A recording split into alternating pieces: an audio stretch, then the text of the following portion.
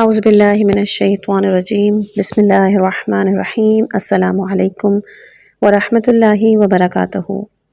عورت گوہر ہستی، یہ ایک ایسی کتاب ہے کہ جو اسلامی معاشرے میں عورت کے مقام اور اس کی اہمیت پر روشنی ڈالتی ہے۔ اس کتاب کے مصنف آیت اللہ سید علی خامنائی، جنہوں نے عورت کی عظمت، اس کے حقوق اور اس کے معاشرتی کردار کو بے مثال طریقے سے بیان کیا ہے۔ اس کتاب میں نہ صرف اسلامی تعلیمات کی روشنی میں عورت کی فطری خصوصیت اور ذمہ داریوں کا تذکرہ ہے، بلکہ اس کی عظمت کو عالمی سطح پر تسلیم کروانے کی کوشش کی گئی ہے۔ انشاءاللہ کہ اس آڈیو میں آپ کو اس کتاب کے اہم نکات اور اس کے پیغامات تفصیل سے بیان کیے جائیں گے۔ آئیے اس آڈیو میں ہم عورت کی اہمیت اور اس کی حقیقت کو بہتر طریقے سے سمجھنے کی کوشش کرتے ہیں۔ اس کتاب کا پارٹ نمبر 3 اور کتاب کا چوتھا باب انشاءاللہ کے بیان ہوگا۔ حقوق نسواں کے دفاع کے لیے لازمی اصول۔ ایران سمیت دیگر اسلامی ممالک میں اسلام کی طرف سے خواتین کے لیے تعین شدہ حقوق، حدود اور تعلیمات و احکام کی رعایت نہیں کی جاتی ہے۔ خواتین کے حقوق کے اثبات اور نفاذ کے لیے جو کوشش کی جائیں، انہیں مغرب سمیت تمام ممالک میں خواتین کی فعالیت پر توجہ دیتے ہوئے ان کے پروپیگنڈے سے متاثر نہیں ہونا چاہیے۔ مغرب ہمیشہ اس بات کی کوشش کرتا رہتا ہے کہ کسی بھی طرح خواتین کی تحریکوں اور فعالیت کے پرچم کو اپنے ہاتھ میں لے، تاکہ اس طرح خواتین کے بارے میں ہونے والی واقعی اور فطری اصلاحات کا راستہ روک سکے۔ اسلامی نظام میں حقوق نسواں پر تحقیق کرنے والے افراد کے جن اصولوں کو ہر صورت میں مد نظر رکھنا چاہیے، ان میں اسلامی احکام کی پابندی، اسلامی آئیڈیل کی طرف توجہ اور دوسروں کی تقلید اور ان کے عمل کو دیکھ کر حواس باختہ ہونے سے پرہیز کرنا، اخلاقی اور معنوی رشد کی طرف توجہ، عفت اور حیا کے تقاضوں کو پورا کرنا، گھرانے اور خاندان کی بنیادوں کو مستحکم بنانا، خواتین کی خاص زنانہ فطرت اور طبیعت و مزاج پر بھرپور توجہ دینا اور خواتین پر ہونے والے ظلم و ستم کو بالخصوص گھر میں روکنا شامل ہے۔ ان اصولوں کی رعایت اور پابندی خواتین کے دفاع کی تمام تحریکوں کو کامیاب اور نتیجہ مطلوب تک پہنچائے گی، اس لیے کہ اسلام بشری زندگی کے مختلف میدانوں میں مرد اور عورت کی حقیقی اور فطری ضرورتوں کا جواب دینے کی پوری صلاحیت رکھتا ہے۔ پہلی فصل ہے خواتین سے متعلق فعالیت اور جدوجہد کے اغراض و مقاصد۔ اسلامی انقلاب کی کامیابی میں خواتین کا کردار۔ اسلامی انقلاب کی کامیابی کے بعد خواتین کے حقوق کے دفاع میں بہت زیادہ تیزی آئی ہے۔ حقیقت تو یہ ہے کہ انقلاب کے بعد ہی ایرانی عورت کی تکریم و تجلیل کی گئی ہے، اور اس تجلیل اور عظمت کی بیان کرنے والی سب سے پہلی ہستی حضرت امام خمینی رحمۃ اللہ علیہ کی تھی، کہ جو اپنے پورے وجود کے ساتھ مسلمان اور ایرانی خواتین کی اہمیت اور احترام کے قائل تھے۔ ان کے اس تفکر اور نگاہ کی وجہ سے ملک کی خواتین کو اسلامی انقلاب میں اپنا بھرپور کردار ادا کرنے کا موقع ملا۔ در حقیقت اگر خواتین ایرانی قوم کی اس انقلابی تحریک میں شامل نہیں ہوتی تو اس بات کا زیادہ احتمال تھا کہ یہ انقلاب اس شکل میں کامیابی سے ہمکنار نہیں ہوتا، یا سرے سے ہی کامیاب نہیں ہوتا، یا پھر اسے بڑی مشکلات کا سامنا کرنا پڑتا۔ اس بنا پر خواتین نے انقلاب کے لیے مشکل کشائی کا کام انجام دیا ہے۔ جنگ میں بھی خواتین نے یہی کردار ادا کیا، اور انقلاب کے دیگر مسائل میں بھی ابھی تک اس طرح ہوتا رہا ہے۔ بنابراین حقوق نسواں کے لیے بہت زیادہ کوشش کی گئی ہے، لیکن اس کے باوجود خواتین کے مسائل کے حل، حقوق کے اثبات، ان پر ہونے والے ظلم کے خاتمے اور ان کی فعالیت کی زمین ہموار کرنے کے لیے لازمی ہے کہ وسیع پیمانے پر ثقافتی کام انجام پانے چاہیے۔ میں آج اس نیت سے یہ گفتگو کر رہا ہوں تاکہ اس ثقافتی ماحول اور فضا کو وجود میں لانے میں مدد ہو سکے۔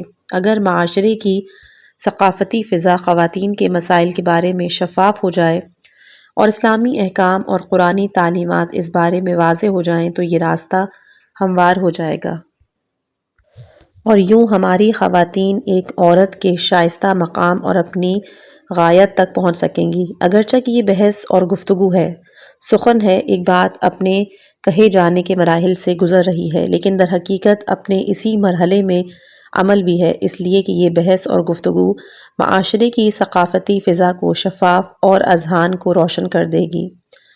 حقوق نسواں سے متعلق چند اہم ترین سوالات۔ ہم ان گزشتہ چند سالوں میں خواتین کے مسائل کے بارے میں ملک کی فکری اور ثقافتی فضا میں قابل ستائش کاموں اور جدوجہد کا مشاہدہ کر رہے ہیں، لیکن یہاں ایک بنیادی نقطے کی طرف اشارہ ضروری ہے، اور وہ یہ ہے کہ جب ہم خواتین کے حقوق یا ان کی کمال و ترقی، ان سے ظلم کے خاتمے اور خود خواتین کے بارے میں بحث کرتے ہیں تو ان تمام گفتگو سے ہمارا ہدف اور مقصد کیا ہوتا ہے؟ یہ ایک ایسا سوال ہے کہ جس کا جواب ہر صورت میں دیا جانا چاہیے۔ دوسرا سوال یہ ہے کہ معاشرے میں خواتین کو ان کے حقیقی مقام اور منزلت دلانے کے لیے ہمیں کون سے شعار اور نعروں سے استفادہ کرنا چاہیے؟ اس ہدف تک رسائی کے لیے ہم کون سے وسائل کو بروئے کار لائیں؟ چونکہ آج مغربی ممالک اور اسی طرح ان ممالک میں کہ جو مغربی ثقافت زدہ ہیں یا انہی کی بتائی ہوئی ثقافتی راہ پر گامزن اور اس کے زیر سایہ زندگی بسر کر رہے ہیں، حقوق نسواں نامی تحریک وجود رکھتی ہے، اور وہاں بھی خواتین کی باتیں فیمنزم اور حقوق نسواں کے دفاع کی نیت سے ایک بحث اور گفتگو کا سلسلہ جاری ہے۔ کیا آج جو ہم ایران میں بیان کر رہے ہیں یہ سب وہی ہے؟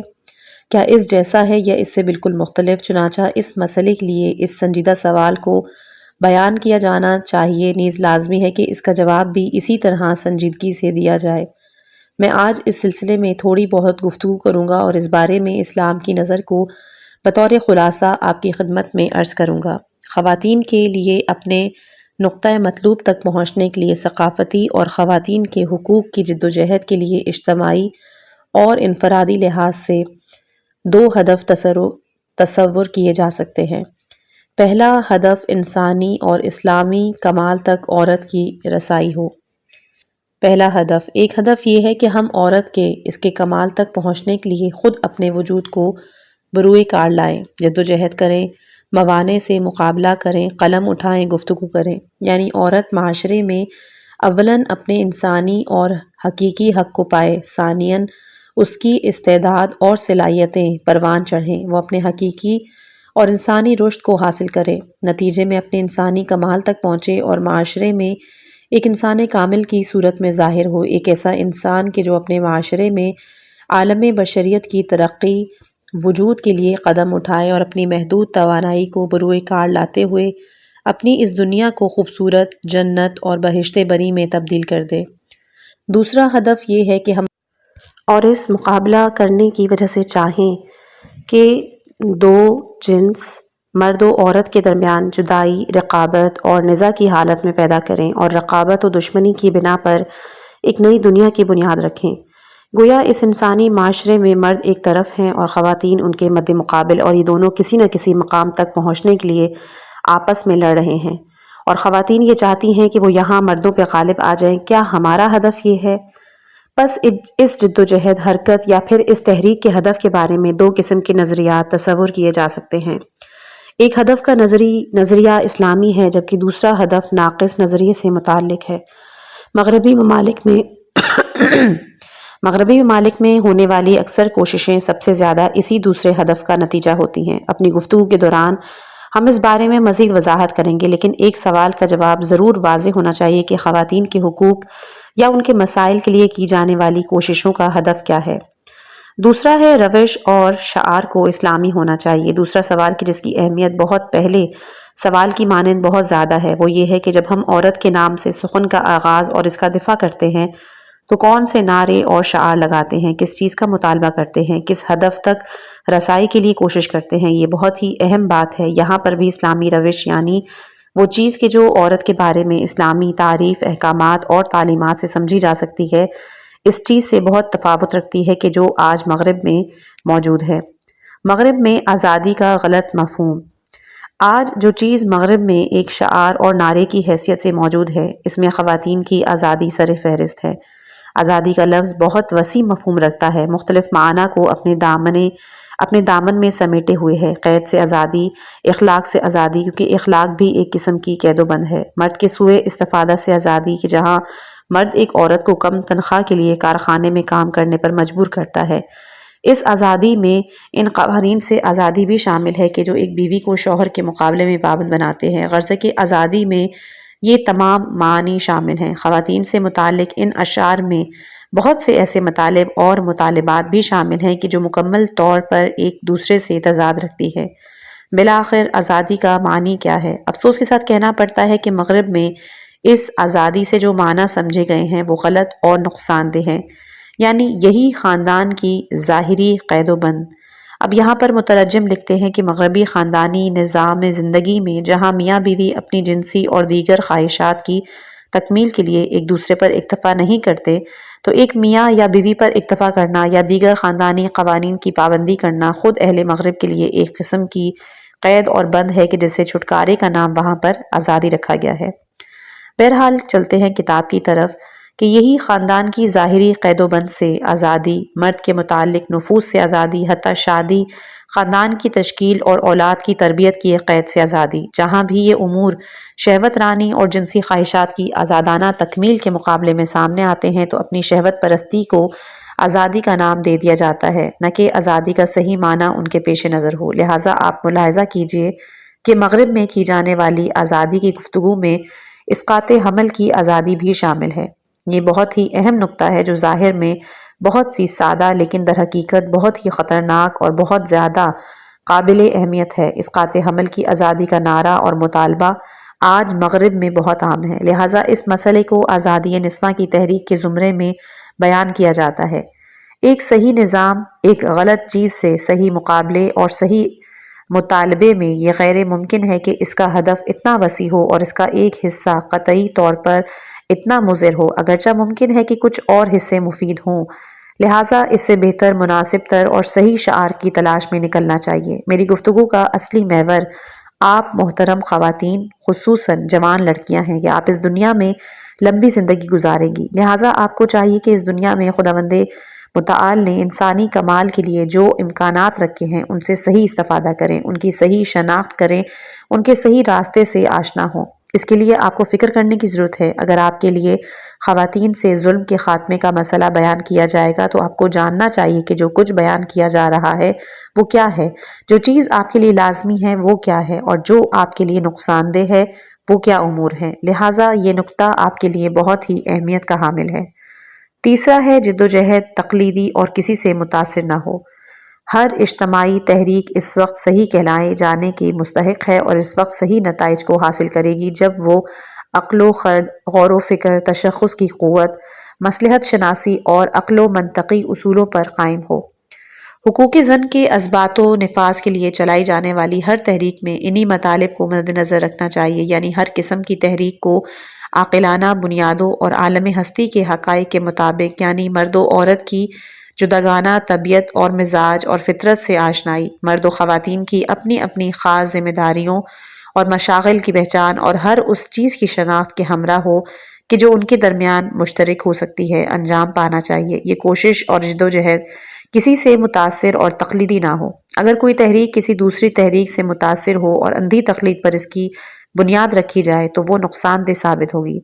اگر کچھ لوگ ہمارے ملک اور معاشرے میں خواتین اور ان کے حقوق کی اس لیے بات کریں کہ مغربی مجلات یا مغرب کے سیاسی افراد کی رپورٹ میں ایران پر اس بات کا الزام لگایا جاتا ہے کہ ایران حقوق نسواں کا خیال نہیں رکھتا، تو اس مقصد کے ساتھ کام کرنا سراسر غلطی ہے۔ اس ہدف کے ساتھ اس میدان میں قدم نہیں رکھنا چاہیے کیونکہ یہ راستہ انحراف اور غلطی پر ہی ختم ہوگا۔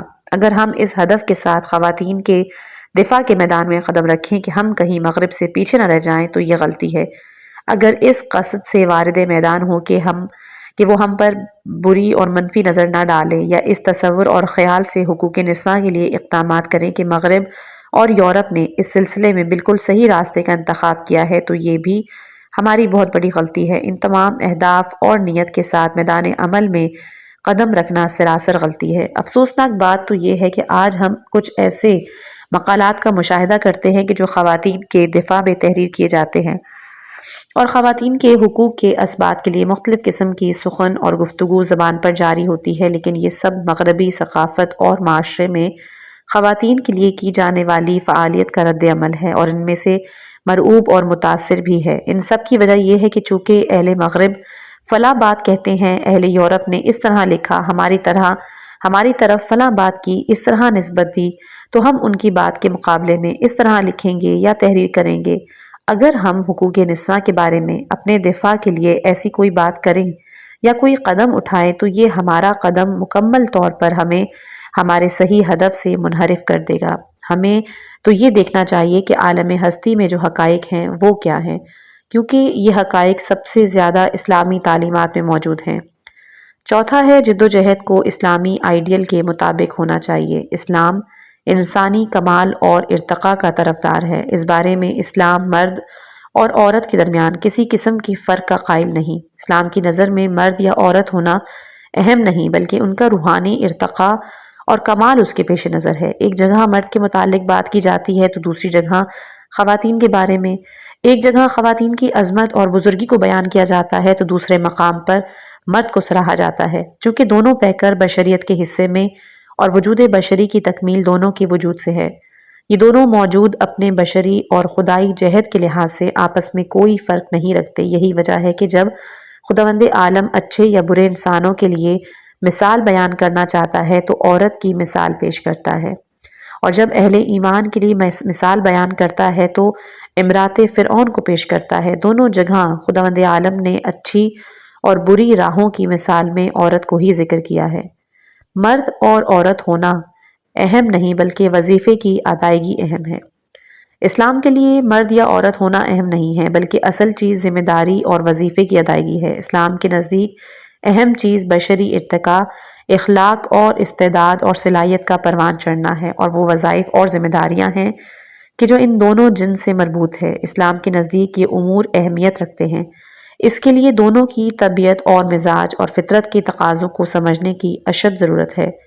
یہ اسلام ہی ہے کہ جو مرد و عورت کی طبیعت مزاج سے اچھی طرح واقف ہے۔ جو چیز اسلام کے پیش نظر ہے وہ توازن اور عدالت ہے، یعنی تمام انسانوں سمیت مرد اور عورت کے درمیان عدالت کی رعایت۔ اسلام مرد اور عورت کے درمیان حقوق کی برابری کو بیان کرتا ہے، لیکن بعض مقامات پر ممکن ہے کہ مردوں کے احکامات خواتین سے فرق رکھتے ہوں، جیسا کہ مرد و عورت کی طبیعت اور مزاج بعض عادات و خصوصیات میں ایک دوسرے سے مختلف ہیں۔ بنابراین مرد اور عورت کے مابین سب سے زیادہ حقائق اور فطری مسلمات اور خاص بشری عادات و خصوصیات سے متعلق احکامات صرف اسلامی تعلیمات میں ہی موجود ہیں۔ حقوق نسواں کے دفاع کی لازمی شرائط۔ اگر ہم آج ملک کی خواتین کے بارے میں ایک حقیقی تحریک شروع کرنے کا ارادہ رکھتے ہیں تاکہ خواتین اپنے مطلوب مقام تک پہنچ سکیں، تو ہمیں چاہیے کہ اسلامی احکامات کو ہر صورت میں مد نظر رکھیں اور انہی کو اپنا مرکز اور محور قرار دیں۔ ہماری روش اور طریقہ عمل کو اسلامی احکامات ہی معین کرتے ہیں۔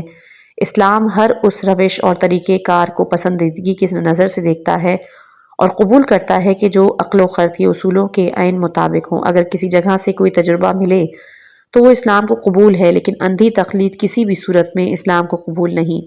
یعنی دوسروں کے تجربات اور عاقلانہ اور خردمندانہ اطوار و روش درست ہے، لیکن اندھی تقلید منع ہے۔ لہٰذا آج جو افراد ہمارے ملک میں حقوق نسواں اور خواتین کے رشد اور اس کی تعداد و صلاحیتوں کو پروان چڑھانے کی جد و جہد میں مصروف ہیں، انہیں چاہیے کہ وہ یہ دیکھیں کہ وہ کس ہدف کے حصول کے لیے سرگرم عمل ہیں، اور انہیں اس ہدف تک رسائی کے لیے ہدف اور مقصد صرف اسلامی ہو۔ جی ہاں، اسلامی معاشرے اور ہمارے سماج میں خواتین کے حقوق کے اثبات اور نفاذ کے لیے حتماً کوششیں کی جانی چاہیے، لیکن اسلامی افکار و تعلیمات کے ساتھ اور اسلامی ہدف کے حصول کی خاطر۔ کچھ افراد یہ نہ کہیں کہ یہ کون سی اسلامی تحریک اور جد و جہد ہے، یا ہمارے سماج میں عورت کو کسی چیز کی کوئی کمی ہے۔ اگر بعض افراد ایسی فکر کے حامل ہوں تو یہ قابل افسوس بات ہے کہ یہ صرف ظاہری صورتحال کو مد نظر رکھنے کے مترادف ہے۔ عورت ہمارے معاشرے سمیت دنیا کے تمام معاشروں میں ظلم اور ستم کا نشانہ بنی ہوئی ہے۔ وہ ہمیشہ اپنے حقوق کے لحاظ سے کمی کا شکار رہی ہے، اور یہ سب پر اس پر تھوپنے والی چیزوں کا نتیجہ ہے۔ لیکن اس کے حقوق کی ادائیگی میں یہ کمی اور کوتاہی بے بندوباری اور ہر قسم کی قید و شرط سے آزادی کی طرف سے ہونے والی کمی اور کوتاہی نہیں ہے، بلکہ یہ مختلف شعبۂ زندگی اور علم و معرفت، تربیت و اخلاق اور صلاحیتوں کو پروان چڑھانے کے لیے وقت اور لمحات سے صحیح استفادہ نہ کرنے کی کمی اور کوتاہی ہے۔ لہٰذا اس کمی و کوتاہی کو برطرف کرنے اور اس کا ازالہ کرنے کے لیے کوشش کرنی چاہیے، اور یہ وہی چیز ہے کہ جس پہ اسلام بہت زیادہ تاکید کرتا ہے۔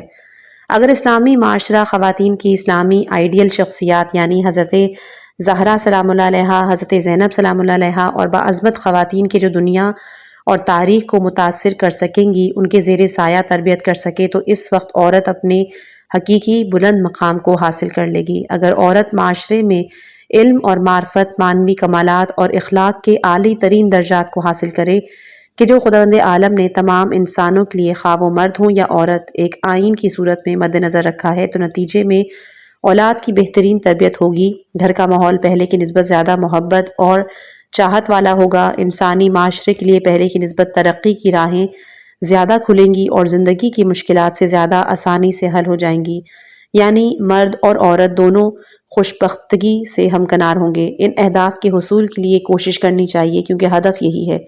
اس تمام تحریک اور فعالیت کا مقصد صنف نازوں کے مقابلے میں صف آرائی اور مرد اور عورت کے درمیان عداوت اور رقابت ایجاد کرنا نہیں، بلکہ ہدف یہ ہے کہ خواتین اور لڑکیاں وہی کام انجام دیں کہ جس کے مطابق مردوں نے جب بھی قدم اٹھایا وہ عظیم انسان بنے، تو خواتین بھی اسی راہ کے ذریعے عظیم انسان بن سکیں۔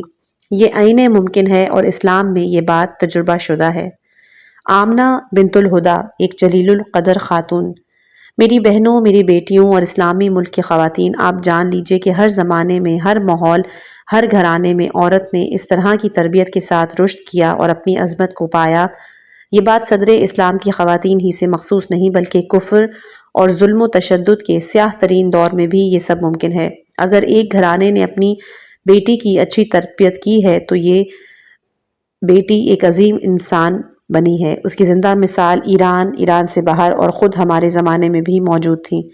ہمارے اس زمانے میں اسلامی انقلاب کی کامیابی سے قبل ایک جوان، شجاع، عالمہ، مفکر اور ہنرمند خاتون بنت الہدا، جو کہ آیت اللہ سید محمد باقر شہید کی خواہر ہیں، انہوں نے پوری تاریخ کو ہلا کے رکھ دیا۔ وہ مظلوم عراق میں اپنا بھرپور کردار ادا کرنے میں کامیاب ہوئیں اور درجہ شہادت بھی حاصل کی۔ بنت الہدا جیسی خواتین کی عظمت اور شجاعت عظیم مردوں میں سے کسی ایک سے بھی کم نہیں۔ ان کی فعالیت ایک زنانہ فعالیت تھی اور ان کے برادر کی جدوجہد فعالیت ایک مردانہ، لیکن دونوں کی جدوجہد اور فعالیت دراصل کمال کے حصول اور دونوں انسانوں کی ذات اور شخصیت کے جوہر اور عظمت کی عکاسی کرتی ہے۔ اس قسم کی خواتین کی تربیت اور پرورش کرنی چاہیے۔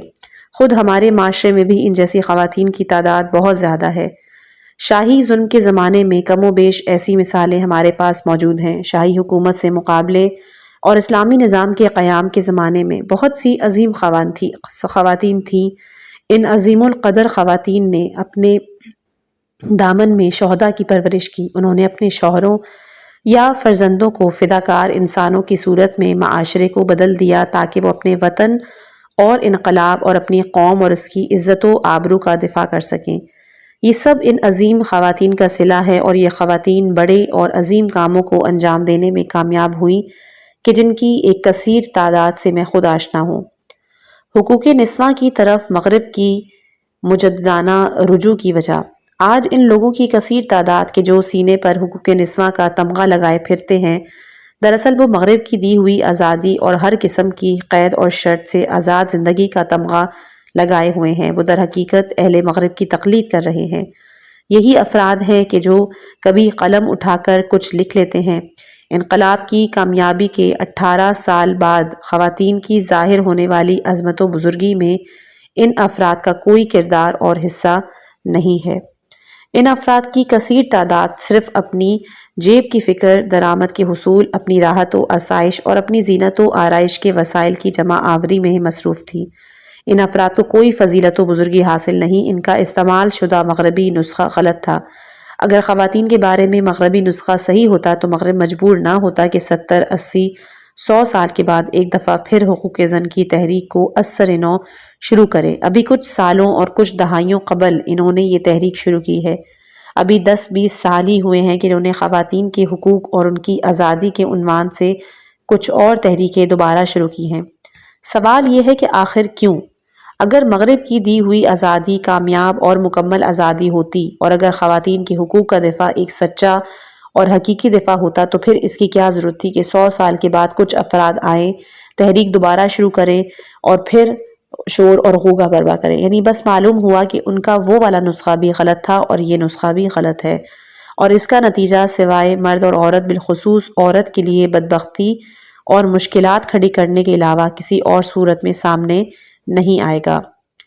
دوسری فصل ہے اسلامی روش اور احکامات۔ خواتین کے حقوق کے بارے میں اسلامی روش۔ مذکورہ بالا روش اسلامی روش نہیں ہے۔ خواتین کے حقوق کے دفاع کے لیے اسلام کا ہدف یہ ہے کہ عورت ظلم اور ستم کا شکار نہ ہو۔ مرد خود کو عورت کا حاکم نہ سمجھے، کیونکہ گھر اور گھرانے میں اسلام نے مرد اور عورت دونوں کے لیے حدود معین کیے ہیں۔ مرد کے اپنے حقوق ہیں، عورت کے اپنے، اور ان تمام حقوق اور حدود کو ایک سخت، عادلانہ مگر متوازن نظام کے زیر نظر تربیت دیا گیا ہے۔ وہ چیزیں کہ جو اسلام کے نام سے مشہور ہو گئی ہیں اور غلط ہیں، ہم نہ ان کو بیان کرتے ہیں اور نہ ہی ان کا دفاع کرتے ہیں، لیکن جو چیز اسلام سے تعلق رکھتی ہے وہ اسلام کے بین واضح اور مسلم اصول ہیں، اور یہ وہ امور ہیں کہ جو گھر کے ماحول میں مرد اور عورت دونوں کے لیے حقوق میں توازن کے قائم ہیں۔ شوہر اور بیوی کا آرام اور سکون بخش وجود۔ آپ اس آیہ مبارکہ کی طرف توجہ فرمائیے کہ جو مرد اور عورت خصوصاً گھر کے ماحول میں ایک اہم امر کی طرف اشارہ کر رہی ہے۔ سورہ روم آیت نمبر 21 کہ خداوند عالم کی نشانیوں میں سے ایک نشانی یہ ہے کہ اس نے تم انسانوں کے لیے خود تم میں اور تمہاری جنس سے ہی تمہارے جوڑے یعنی ہمسر بنائے ہیں۔ آپ مردوں کے لیے خواتین اور آپ خواتین کے لیے مردوں کو خلق کیا ہے، یہ آپ ہی سے ہے، من انفسکم، کسی اور جن سے نہیں۔ کوئی الگ انسانی وجود نہیں ہے بلکہ ایک ہی حقیقت، ایک ہی جوہر اور ایک ہی ذات کے جو انسان ہونے سے عبارت ہے۔ البتہ یہ بات مشخص ہے کہ دونوں اپنی بعض صفات اور خصوصیات میں ایک دوسرے سے مختلف ہیں، چونکہ ان کے وظائف اور ذمہ داریاں مختلف ہیں۔ اور اس کے بعد اسی سورہ روم آیت نمبر 21 میں خداوند متعال ارشاد فرماتا ہے کہ تاکہ تم ان سے سکون حاصل کرو۔ طبیعت بشری میں زوجیت یعنی جوڑے کا بننا اور دو جنس یعنی مرد اور عورت ہونا ایک بہت بڑا ہدف ہے۔ وہ ہدف آرام اور سکون سے عبارت ہے تاکہ آپ انسان اپنی جنس مخالف سے، اپنے گھر میں شوہر بیوی سے اور بیوی شوہر کے ساتھ زندگی بسر کرنے میں آرام اور سکون پائے۔ مرد کے لیے گھر میں آنا، گھر کے پرسکون ماحول میں سانس لینا، مہربان دوست اور امین بیوی کے ساتھ زندگی بسر کرنا آرام و سکون کا وسیلہ ہے۔ اسی طرح بیوی کے لیے بھی شوہر کا وجود ایک ایسی مضبوط پناہ گاہ ہے کہ جس سے وہ محبت کرتی ہے، اس کا شوہر اس کی خوش بختگی اور سعادت کا باعث بنتا ہے۔ یہ تمام چیزیں گھر ہی ان دونوں کے لیے فراہم کرتا ہے۔ مرد کو آرام و سکون حاصل کرنے کے لیے گھر کے پرفضا ماحول میں بیوی جیسے ایک انیس و محبوب کی ضرورت ہوتی ہے، اور عورت بھی اپنی راحت و آرام کے لیے گھر کی چار دیواری میں ایک مضبوط اور مستحکم شوہر کی محتاج ہے۔ دونوں سکون و آرام کے لیے ایک دوسرے کے ضرورت مند اور محتاج ہیں۔ سب سے اہم ترین چیز کہ بشر جس کا محتاج ہے وہ آرام اور سکون ہے۔ ایک انسان کی دنیاوی سعادت یہ ہے کہ وہ روحی طور پر تلاطم اور اضطراب سے امان میں ہو اور اس کی روح مکمل سکون میں ہو، اور یہ روحانی آرام و سکون ایک گھرانے میں انسان کو خواہ وہ مرد ہو یا عورت عطا کرتا ہے۔ اس آیت کا جو اگلا جملہ ہے وہ بہت ہی دلچسپ اور خوبصورت ہے کہ جہاں ارشاد رب العزت ہوتا ہے کہ اس نے تمہارے درمیان مودت اور رحمت کو قرار دیا ہے۔ میاں بیوی کے درمیان صحیح رابطہ مودت اور رحمت اور دوستی و مہربانی کا رابطہ ہے تاکہ وہ ایک دوسرے کے قریبی اور سچے دوست بنیں، ایک دوسرے پر مہربان ہوں اور ایک دوسرے سے عشق کرنے والے ہوں۔ عشق کرنا غصے، برہمی اور تند و تیز لب و لہجے کے ساتھ قابل قبول نہیں ہے، اسی طرح محبت کے بغیر مہربانی بھی قبول نہیں ہے۔ عورت پر ہونے والے ظلم کی مختلف شکلیں۔ ایک گھرانے کی فضا میں شوہر اور بیوی کو عطا کی گئی خدائی فطرت اور طبیعت و مزاج یہ ہے کہ وہ دو جیون ساتھیوں کے درمیان عشق، محبت اور مہربانی کا رابطہ برقرار کرے۔ یہ ہے مودت رحمہ کا معنی۔ اگر پیار و محبت اور تعاون کا یہ رابطہ بدل جائے، مرد گھر میں صرف اپنی مالکیت کا حق جتلائے اور بیوی کو ایک کام کرنے والے موجود اور بیوی اس کی استعداد اور توانائی کو اپنے لیے قابل استفادہ بنانے کی حیثیت سے دیکھنے لگے تو یہ ظلم ہے، اور افسوس کے ساتھ کہنا پڑتا ہے کہ بہت زیادہ لوگ یہی ظلم کرتے ہیں۔ گھر سے باہر کی فضا و ماحول میں بھی ایسا ہی ہے۔ اگر عورت تحصیل علم یا کام اور کسب معاش اور اپنی استراحت و آرام کے لیے امن و امان کا ماحول نہ پائے تو یہ بھی اس پہ ظلم ہے۔ جو بھی اس ظلم کو انجام دے تو اسے اسلامی قانون اور اسلامی تعلیمات کے مقابلے اور مواخذے کا سامنا کرنا ہوگا۔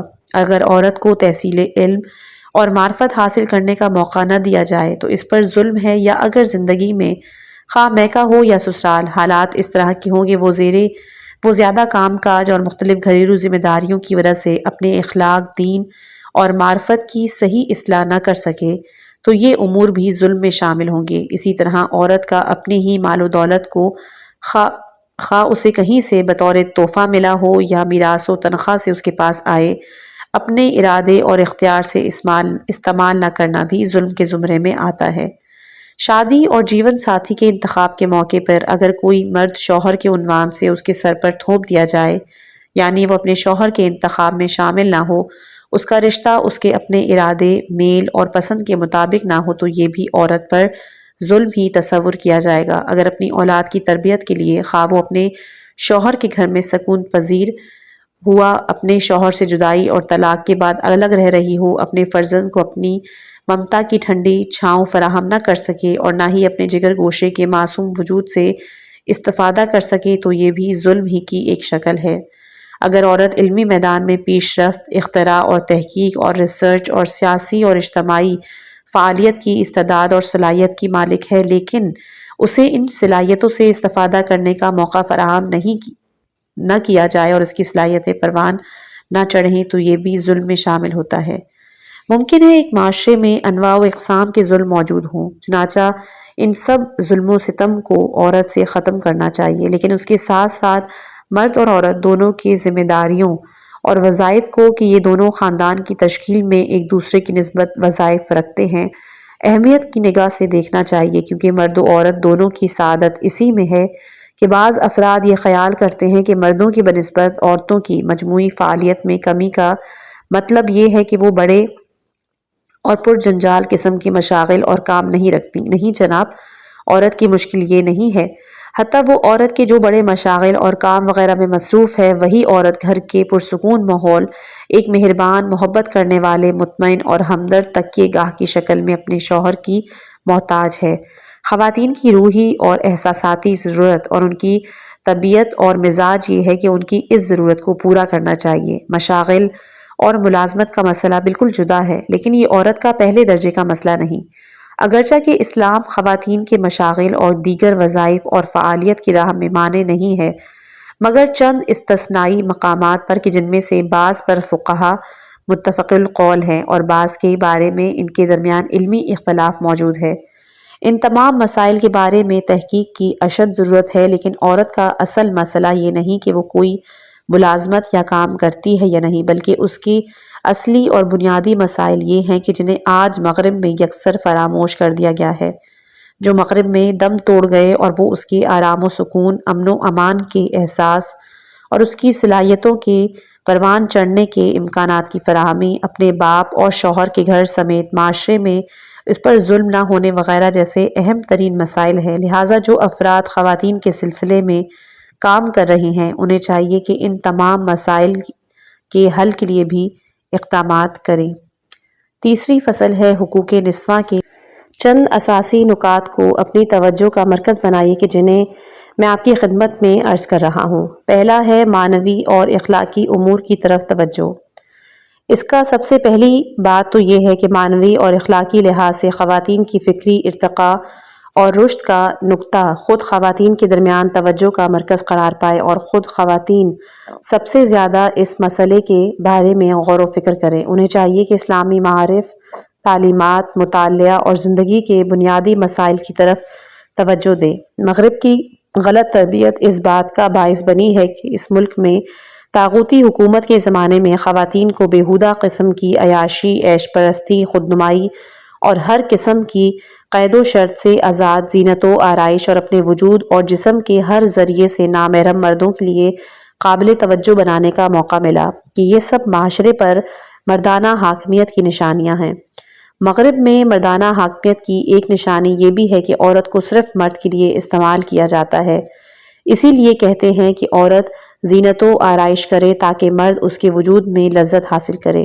یہ مردانہ حاکمیت کی ایک واضح دلیل ہے، یہ عورت کی آزادی نہیں۔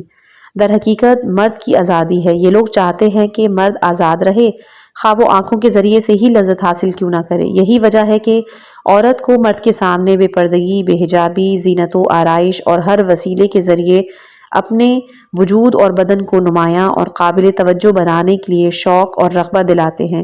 البتہ مرد کی یہ خودخواہی صرف مذہبی معاشروں ہی سے مخصوص نہیں، بلکہ قدیم ایام میں بہت سے مرد اس خودخواہی میں مبتلا تھے اور آج بھی ہیں، جبکہ مغربی افراد اس غیر انسانی اور جاہلانہ فکر کا اعلیٰ ترین مظہر ہے۔ لہٰذا عورت کے علم و معرفت و آگاہی و شعور، کسب معلومات اور اسلامی تعلیمات کے حصول کے لیے اقدام کرنے کا مسئلہ خود خواتین کے درمیان نہایت سنجیدگی کے ساتھ زیر غور آنا چاہیے اور لازمی ہے کہ اسے اہمیت دی جائے۔ دوسری بات یہ کہ کچھ قوانین کی اصلاح کی ضرورت ہے۔ مرد یا عورت سے سلوک اور برتاؤ اور معاملے کے بعض قوانین کی اصلاح کی جانی چاہیے، لہٰذا اس شعبے کے ماہرین کو چاہیے کہ مطالعہ کریں، تحقیق کریں اور قوانین کی اصلاح کریں۔ دوسرا ہے حقوق نسواں کے بارے میں اسلام کی نظر پر توجہ۔ ایک اور مسئلہ کہ جو اہم ترین امور سے تعلق رکھتا ہے وہ یہ ہے کہ مرد و خواتین کے حقوق کے بارے میں اسلام کی نظر کی مکمل وضاحت ہونی چاہیے۔ خود خواتین اس میدان میں کام کریں، لیکن سب سے زیادہ وہ افراد اقدامات کریں کہ جو اسلامی تعلیمات کے ماہر ہیں، تاکہ یہ لوگ ان مقامات کی کہ جہاں مرد اور عورت کے حقوق ایک دوسرے سے مختلف ہیں صحیح طور پر نشاندہی اور ان کی وضاحت کر سکیں، تاکہ نتیجے میں ہر کوئی اس بات کی تصدیق کرے کہ یہ سب احکامات مرد و عورت کی اپنی اپنی خاص بشری طبیعت و فطرت کی بنیاد اور معاشرے کی مصلحت کے عین مطابق ہیں۔ البتہ اس میدان میں بہت اچھے اقدامات بھی کیے گئے ہیں، لیکن موجودہ زمانے کے تقاضوں، فہم و ادراک کے مطابق بھی کام ہونے چاہیے۔ حالانکہ ماضی میں بھی اچھے اقدامات کیے گئے تھے، لہٰذا اگر کوئی ان کا مطالعہ کرے اور ان پہ توجہ دے تو اسی حقیقت اور تصدیق تک پہنچے گا۔ تیسرا ہے انحرافی بحث اور گفتگو سے اجتناب۔ تیسرا نقطہ یہ ہے کہ اس سلسلے میں انحرافی بحث و مباحثے اور گفتگو سے اجتناب کرنا چاہیے۔ بعض افراد اس فکر و خیال سے کہ وہ خواتین کے دفاع کے لیے گفتگو کر رہے ہیں، انحرافی بحثوں کی طرف کھینچے چلے جاتے ہیں، دیت و میراث وغیرہ کے مسائل کو بیان کرنا شروع کرتے ہیں، حالانکہ یہ سب حقوق نسواں کے دفاع کے سلسلے میں انحرافی بحثیں ہیں اور ان کا حقوق نسواں کے دفاع سے کوئی خاطر خواہ تعلق نہیں ہے۔ یہ بحثیں مقصد سے قریب کرنے کے بجائے دور اور ذہن کو الجھا دیتی ہیں۔ مرد اور عورت کے بارے میں اسلام کی نظر بہت واضح روشن ہے، جیسا کہ بیان کیا گیا کہ گھرانے اور خاندان کے بارے میں بھی اسلام کی نظر بہت واضح ہے۔ اگر کوئی اس طرح دیت، میراث وغیرہ کے ان مسائل کو حقوق نسواں کے دفاع کے ذیل میں بیان کرے تو وہ اذہان کو مقصد سے دور کرنے اور انہیں حقیقت سے منحرف کرنے کے سوا کوئی اور کام انجام نہیں دے گا، اور نہ ہی یہ کام صحیح اور منطقی ہے۔ انحرافی بحث اور گفتگو کو کسی بھی صورت میں ذکر نہیں کرنا چاہیے، کیونکہ ایسی بحث و گفتگو حقوق زن کے دفاع کے مطلوبہ ہدف تک پہنچنے کے لیے صحیح طریقہ کار کے منافی ہے۔ چوتھا ہے قانونی دفاع۔ ایک اور نقطے کی طرف توجہ دینے کی اشد ضرورت کہ وہ تمام شعبہ حیات، خصوصاً خاندان و گھرانے میں عورت کا اخلاقی اور قانونی دفاع ہے۔ قانونی دفاع کو موجودہ رائج قوانین کی اصلاح اور انہیں مزید لازمی و ضروری قوانین کو وضع کرنے کے ذریعے پایہ تکمیل تک پہنچایا جا سکتا ہے۔ اسی طرح عورت کے اخلاقی دفاع کے اس مسئلے کو اچھی طرح بیان کرنے کے ذریعے سے انجام دیا جائے۔ ساتھ ہی عورت کے اخلاقی دفاع کے سلسلے میں ان افراد کی فکر سے سنجیدگی اور قدرت کے ساتھ مقابلہ کیا جائے کہ جو ان تمام امور کو اچھی طرح سمجھنے سے قاصر ہیں، عورت کو گھر کی ملازمہ سمجھتے ہیں، اسے مرد کے ظلم و ستم کا نشانہ بناتے ہیں اور عورت کے وجود کو خودسازی اور معنوی امور سے بے بہرا خیال کرتے ہیں۔ اسی طرح عمل بھی کرتے ہیں، لیکن ان افراد کے افکار سے مقابلہ مکمل طور پر عقلی اور منطقی ہونا چاہیے۔ پانچواں ہے خواتین کی عفت کی رعایت۔ اس کے بعد کا مسئلہ خواتین کی عفت اور حیا کو اہمیت دینے کا مسئلہ ہے۔ خواتین کے دفاع میں انجام دیے جانے والے ہر اقدام اور تحریک میں خواتین کی عفت و حیا کو اصلی رکن کی حیثیت دی جائے۔ جیسا کہ میں نے آپ کی خدمت میں عرض کیا کہ صرف اس نقطے کو اہمیت نہ دیں اور خواتین کی صفت و حیا سے بے اعتنائی برتنے کی وجہ سے مغرب میں بے حیائی اور ہر قید و شرط سے آزاد زندگی گزارنے اور عزت و ناموس کو پارا کرنے کا بازار گرم ہو گیا ہے۔ آپ اس بات کی ہرگز اجازت نہیں دیں گے کہ معاشرے میں صنف نازک کی شخصیت کا اہم ترین عنصر عفت اور حیا بے اعتنائی کا نشانہ بنے۔ عورت کی صفت دراصل اس کی شخصیت کے ارتقاء اور دوسروں حتیٰ شہوت پرست اور آوارہ مردوں کی نگاہوں میں اس کی عزت و تکریم کا وسیلہ ہے۔ ایک عورت کی شخصیت، عظمت، اس کا احترام، اس کی عفت و پاک دامنی سے وابستہ ہے۔ حجاب، محرم و نامحرم، نگاہ ڈالنے اور نہ ڈالنے کی یہ تمام مسائل مباح، حرام اور مکروہ کے قالب ہے۔ اس لیے بیان کیے گئے ہیں کہ انسانی معاشرے میں عفت و پاک دامنی کا اہم ترین انسانی عنصر سالم اور محفوظ رہے۔ اسلام نے خواتین کی عفت کو بہت زیادہ اہمیت دی ہے، البتہ مردوں کی پاکیزگی اور عفت بھی اہم اور بنیادی امور سے تعلق رکھتی ہے۔ عفت اور پاک دامنی صرف صنف نازک سے ہی مخصوص نہیں ہے، مردوں کو بھی عفیف اور پاک دامن ہونا چاہیے۔ لیکن چونکہ مرد معاشرے میں اپنے مضبوط جسم اور جسمانی طاقت کی وجہ سے عورت کو اپنے ظلم کا نشانہ بناتا ہے اور عورت کے میل اور رغبت کے برخلاف عمل کرتا ہے، اس لیے عورت کی عفت و پاک دامنی کی حفاظت کے لیے زیادہ تاکید اور احتیاط برتی گئی ہے۔ امریکی اعداد و شمار۔ آج آپ دنیا پر ایک نگاہ ڈالیں تو آپ ملاحظہ کریں گے کہ مغربی دنیا، خصوصاً امریکہ میں خواتین کی مشکلات میں سے ایک مشکل یہ ہے کہ مرد حضرات اپنی طاقت اور زور کے بلبوتے عورت کی عفت کی دھجیاں اڑاتے ہیں، ان کی آبرو ریزی کرتے ہیں اور ان کو اپنے ظلم و ستم کا نشانہ بناتے ہیں۔ خود امریکی حکومت کی طرف سے دیے گئے اعداد و شمار میں نے خود دیکھا ہے کہ جن میں سے ایک امریکی عدالت اور دوسرا کسی اور محکمے سے شائع ہوئے تھے، ان کے اعداد و شمار واقعاً بہت وحشتناک ہیں۔ امریکہ میں ہر 6 سیکنڈ میں ایک عورت کی عزت و ناموس پر حملہ کیا جاتا ہے۔ توجہ کریں کہ عفت کا مسئلہ کتنا سنگین اور اہم مسئلہ ہے۔ ہر چھٹے لمحے ایک ظلم و ستم کی نئی داستان رقم ہوتی ہے۔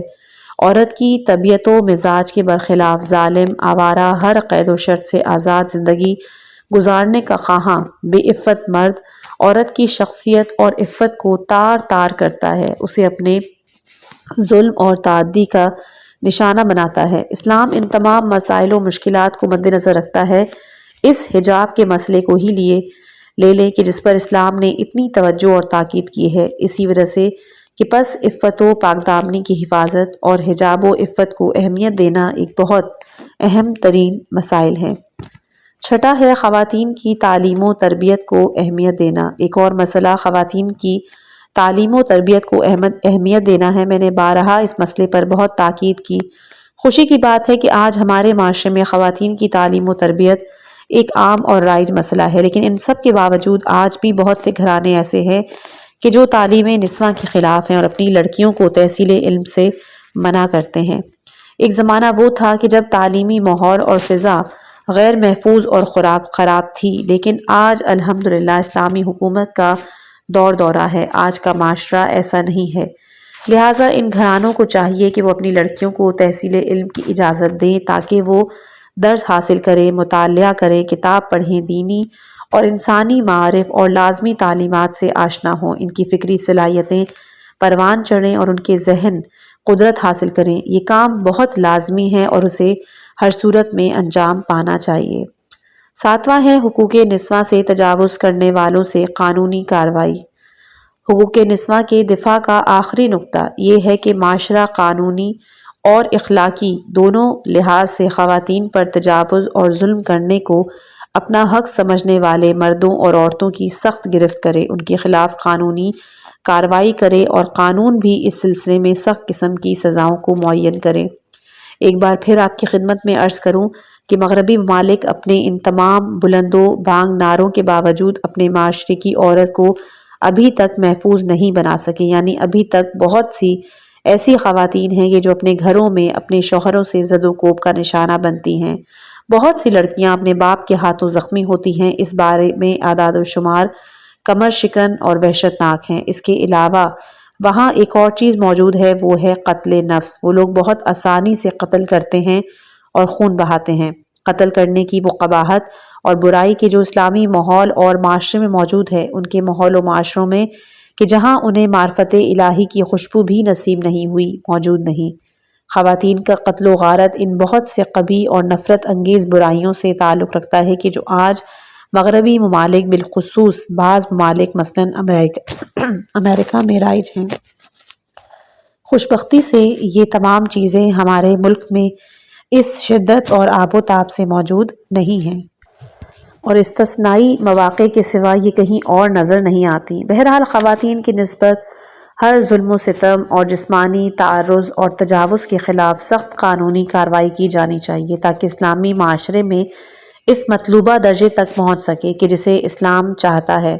اگر کوئی ملک اپنے معاشرے کی خواتین کو اسلامی تعلیمات کے سائے میں اسلامی معارف سے آشنا کرے تو مجھے اس میں کوئی شک اور تردد نہیں کہ ملکی ترقی پیش رفت دگنی اور چند برابر ہو جائے گی۔ اگر خواتین اپنے وظائف اور ذمہ داریوں کو سنگینی کا احساس کرتے ہوئے زندگی کے کسی شعبے اور میدان میں قدم رکھیں تو خود اس شعبے کی ترقی چند برابر ہو جائے گی۔ مختلف شعبہ حیات میں خواتین کی موجودگی اور ان کے حاضر ہونے کی خصوصیت یہ ہے کہ جب بھی ایک عورت میدان میں قدم رکھتی ہے تو اس کا شوہر، اس کے بچے بھی اس کے ساتھ اس میدان میں قدم رکھتے ہیں، لیکن مرد کا کسی میدان عمل میں حاضر ہونا یہ معنی نہیں رکھتا کہ وہ خلاف عورت کے جو گھر کی جان ہے، گھر کی روح رواں ہے، جب بھی ایک میدان میں قدم رکھتی ہے تو در حقیقت اپنے پورے گھر کو اس میدان میں لے آتی ہے۔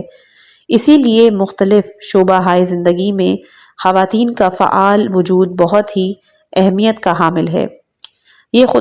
یہ کانفرنس سے خطاب کیا گیا تھا کہ جو اکتوبر 1997 میں تہران کے آزادی جیم خانے میں خواتین کی ایک بہت بڑی کانفرنس ہوئی تھی۔ ایک اہم نقطہ کہ جسے میں آپ کی خدمت میں عرض کرنا چاہتا ہوں وہ یہ ہے کہ خواتین کی مشکلات نے دراصل تاریخی اور قدیمی ظلم و ستم سے جنم لیا ہے۔ اگر آج ایک مرد اپنی بیوی سے بہت نزاکت، اخلاق اور توجہ سے پیش آئے تو ممکن ہے کہ وہ اپنی زندگی اور گھر کی فضا میں اپنی بیوی کے ساتھ معاشرت میں اس پر ظلم نہ کرے، لیکن اگر مرد اس سلسلے میں اخلاق، توجہ، سنجیدگی اور تقوی کی رعایت نہ کرے تو اس کا لازمی نتیجہ بیوی پر ظلم کی صورت میں ہی نکلے گا۔ مثلاً ایک عالم و فاضل اور تعلیم یافتہ عورت کا شوہر ان پڑھ ہو تو یہ ان پڑھ شوہر اپنی عالمہ اور فاضلہ بیوی پر ظلم کرے گا۔ بہت سی ایسی مثالیں ہیں کہ جہاں بیوی نے ڈاکٹریٹ کی ہوئی ہے اور ایک پڑھی لکھی خاتون ہے اور اس کا شوہر ان پڑھ ہے یا کم تعلیم یافتہ، اور وہ گھر میں اپنی بیوی پر ظلم کرتا ہے۔ میری نظر میں اس مسئلے کی طرف بہت زیادہ توجہ دینے کی ضرورت ہے، ورنہ بہت سے اجتماعی مسائل خود بخود حل ہو جاتے۔ لیکن میں یہ بھی نہیں کہتا کہ ان مسائل کے حل کے لیے اقدامات نہیں کرنے چاہیے، انہیں ان کے حال پہ چھوڑ دیا جائے کہ یہ خود بخود حل ہو جائیں گے، ہرگز نہیں۔ میری مراد یہ ہے کہ مسائل پر توجہ دینے اور انہیں حل کرنے کی رفتار اور طریقہ کار کو روز بروز بہتری کی طرف گامزن ہونا چاہیے۔ جیسا کہ آپ دیکھ رہے ہیں کہ آج کل قضاوت اور قاضی بننے کے سلسلے میں حوزہ علمیہ میں سنجیدہ بحث جاری ہے اور مختلف حضرات اس میں شریک ہیں۔ آپ کی رپورٹ میں نے دیکھا کہ آپ نے ملکی قانون میں بہت سے مقامات کی نشاندہی کی۔ میں ان مقامات کو ذکر کرنا تو نہیں چاہتا کہ کون سا درست ہے اور کون سا غلط۔ آپ نے رپورٹ میں بہت سے اعتراضات، عیوب اور نقائص کو بیان کیا کہ جن میں سے بعض بجا اور درست ہیں، لیکن میں نے دیکھا کہ آپ کی طرف سے پیش کیے گئے یہ اعتراضات اس طرح نہیں ہیں کہ جو ہر صورت میں ہماری موجودہ اور رائج فقہ سے تعارض رکھتے ہوں، ایسی کوئی بات نہیں۔ لیکن میں نے جن اعتراضات اور نکات کا مطالعہ کیا ہے، اگر انہیں حقوقی نظر سے اچھی طرح منظم کیا جائے تو ہماری ملکی قانون میں بغیر اس کے کہ وہ ہماری رائج فقہ سے ٹکرائے تبدیلی کی جا سکتی ہے۔ میری نظر میں یہ کام بہت مثبت اور مفید ہے۔ اس سلسلے میں آپ خواتین کو کام کرنے کی ضرورت ہے اور یہ دوسرے بقیہ امور سے زیادہ اہمیت کا حامل ہے۔ خواتین کی نسبت مغربی نگاہ کی جال میں پھنسنے سے پرہیز۔ افسوس کے ساتھ کہنا پڑتا ہے، میں کبھی کبھی یہ دیکھتا ہوں کہ وہ لوگ کہ جو اپنی زبان سے خواتین کے حقوق کی دفاع کی بات تو کرتے ہیں لیکن عملاً ایسی فاحش غلطیوں کا ارتکاب بھی کرتے ہیں کہ جو کسی بھی صورت میں خواتین کے حق میں نہیں۔ یعنی یہ افراد مسلمان عورت کے لیے آئیڈیل تراشنے کے لیے مغربی عورت کو دیکھنے لگ جاتے ہیں کہ وہ کیسی ہے، کیا کرتی ہے، تاکہ اسے آئیڈیل کے طور پر پیش کر سکے، جبکہ حقیقت یہ ہے کہ ان کا یہ طرز فکر اسلامی انداز فکر سے مختلف ہے، جبکہ اسلامی فکر و نگاہ اس کی فکر و نگاہ سے بہت زیادہ عمیق، ترقی یافتہ، ناقابل مقایسہ اور خواتین کے لیے ہر حال میں سود بند۔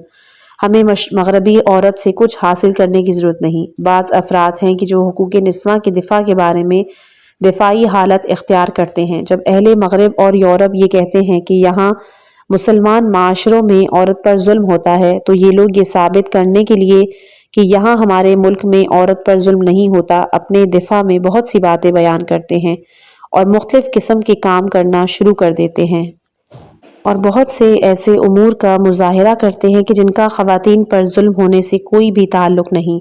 فرض کیجئے کہ خواتین کی روش سے متعلق بعض خلاف ورزیاں کہ جنہیں میں نے خود سنا ہے بعض مقامات پر ظاہر ہوتی ہیں۔ صحیح ہے کہ یہ خلاف ورزیاں اور غلطیاں ہیں، لیکن اس کا اس بات سے کوئی تعلق نہیں کہ ہم یہ کہیں کہ اس کے ذریعے خواتین پر ظلم کیا جا رہا ہے۔ وہ لوگ یہ نہیں کہتے ہیں کہ اجتماعی میدان میں عورت ظلم کا شکار ہے۔ خواتین پر سب سے زیادہ ظلم اس کے اپنے گھر میں خود اس کے شوہر کے ہاتھوں انجام پاتا ہے، اور شاید 90% سے زیادہ یہ ظلم اس کے شوہر کی طرف سے ہوتا ہے۔ لہٰذا اس اجتماعی مسئلے پر توجہ دینی اور اس کی اصلاح کرنی چاہیے۔ بھائی، بہن، باپ وغیرہ کی طرف سے ہونے والا ظلم اتنا نہیں ہے، اور یہ صورتحال بہت ہی نادر ہے۔ ہاں، کچھ واقعات ہیں کہ ممکن ہے کہ بھائی بھائی پر ظلم کرے، یا اسی طرح بھائی بہن آپس میں اختلاف کے نتیجے میں ایک دوسرے پر ظلم کریں، مناسب اور غیر مناسب اور ظالمانہ یا عادلانہ رویہ اختیار کریں، لیکن جو چیز سب سے زیادہ اہم ہے، جس کی اچھی صورت بھی کبھی کبھی خراب ہو جاتی ہے، وہ گھر کے اندر آپس کے تعلقات